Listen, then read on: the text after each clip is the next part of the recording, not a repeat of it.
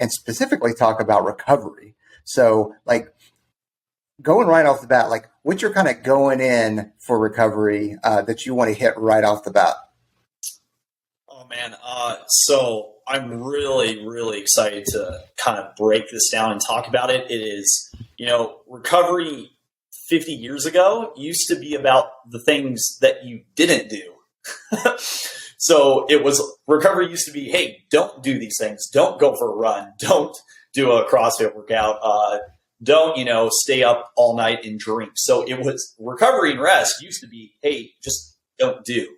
But now it's turned into a multi-million, I'm sure it's up in the billions in terms of recovery research, recovery tools. It almost feels to this point where it's its own monster now. And it's overwhelming, it's overcomplicated, and hopefully by the end of today, people are going to feel a lot more comfortable. And we can go through everything because there's a lot of things that make up recovery.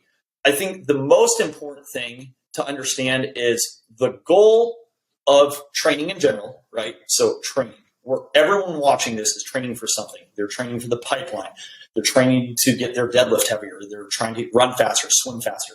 So the goal of training is to adapt. That is it. Our goal is to maximize adaptation, not fatigue. So let's make sure that we think about our conversation in the context of the goal is to maximize adaptation, because obviously recovery is going to allow us to have more stimulating or adaptive inputs into the body. That's a fancy word of saying we're going to get stronger, faster, better, or we're going to progress towards our specific goals. So when it comes to recovery, I think people will start to think, so when I say recovery, what do you think about? Well, I guess probably training scars. I think of rest. Like you had mentioned, hey, you don't do anything on that day, which I have gotten out of that. Are there days where, like, due to time or whatever, like I'm just have had 14 days in a row of training, so I'll just take the day off completely? Yeah, I mean, I'd be lying if I said that wasn't the case. But I also believe in like active kind of a recovery where, okay, maybe I'm not going out and doing a crushing run or a CrossFit workout or anything like that, but maybe I just go for an enjoyable hike out in Red Rock Canyon in Las Vegas or something like that. Like, to me, that is an active recovery. Yeah, absolutely. So when we hear the word recovery, we're going to all think different things. Some people think sleep, some people think foam rollers, some people think a good book. But the most important thing to understand is recovery is not just one process. And I think this is where a lot of people kind of miss the boat, so to speak.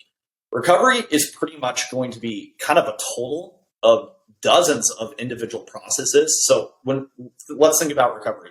We're going to have stuff like where we damage muscle tissue, and we're going to have structural repair to stuff like bones, ligaments, tendons, muscles, right? So when we're training, we are imposing demands on those tissues, and then they have to repair, right? So that's one of the processes of recovery, and I think a lot of people think about that.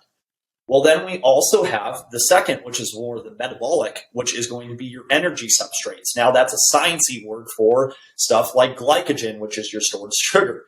So when we train, we put demands on our energy systems, and we have to fuel those demands. So obviously, we're going to have the depletion of carb stores. We're going to have the replenishment of carb stores. So that's recovery. I don't think people think about the immune system as one of the parts of recovery. But the immune system is pretty much your inflammatory response, which is super important. And I think that we need to get into inflammation because everything is anti-inflammatory. And I think that most people are missing the boat there.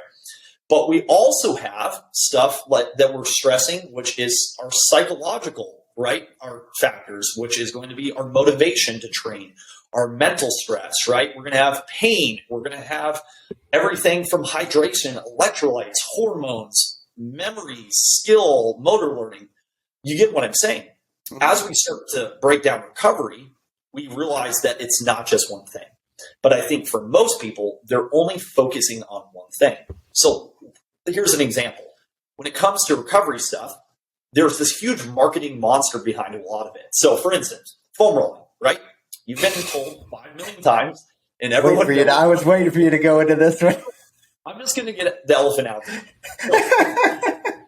Foam rolling, right? you type in foam rolling recovery or recover foam roller on Google, you're going to get millions of results of here's how to foam roll after a run. Here's how to foam roll your lats. Here's how you recover using a foam roller. Well, that's not the devil, but we've got to understand foam rolling might decrease your perceived soreness. But when I listed all those other factors, what else is it doing for recovery? Is it doing anything for hydration? No. No. Is it doing anything for your immune response? No. So you see how it's kind of, they latched onto one aspect of recovery, got people hyper-focused on it, and then said, oh, you need this. Here's another example. I think that's because sorry about my dogs in the background. we love dogs on the podcast. So, but I think that the reason why foam rolling, and I agree, like, is it helping your hydration? Is it helping all that stuff? No, but I think it's because you get that instant satisfaction, or you get that instant like, okay, well, maybe it does help take away some of my soreness, so people can perceive that, and it's that instant gratification kind of thing. Maybe that's why it just kind of people latched onto it.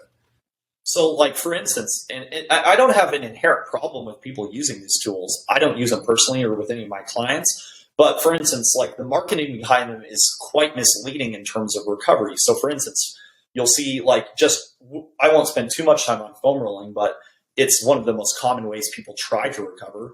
So foam rolling will say, oh, it's going to break up muscle knots and scar tissue. It's going to increase blood flow. It's going to help you recover quicker. These claims are somewhat dubious and scientifically that don't make sense. So really quickly, if I take a foam roller or an instrument or I scrape a muscle, basically I am sliding over the tissues, which means I'm not creating a directional force in the underlying tissues. So the only message these cells are going to get from something like foam rolling, Graston, or if you take a lacrosse ball and roll over your tissues, is a compressive force. Now, why does that matter to you? Because we know that tension affects collagen lines, and basically compression, on the other hand, we're not sure. So what this tells us is that if I just compress tissues, that based on the current application of research, we know that tissues need to have force applied over long periods of time and applied frequently. When you're foam rolling up and down, how much time are you spending on this particular area of your tissue? Not long. Millisecond, maybe 5 seconds if I'm rolling up and down. So the idea of that you're rolling an area for 5 minutes would actually change anything in the tissues is not logical, flies in the face of most scientific principles. And basically what you're getting is almost touch-induced analgesic, which means that if you bang your knee on like a car door and it hurts, you start rubbing it, right? So that's the same mechanism that we have at play there. So what happens is, though, these companies say, oh, it's going to help you recover quicker. Well, another example is, well, if I'm just rolling my skin and rubbing, that's a compressive force. That doesn't cause an increased demand for oxygen.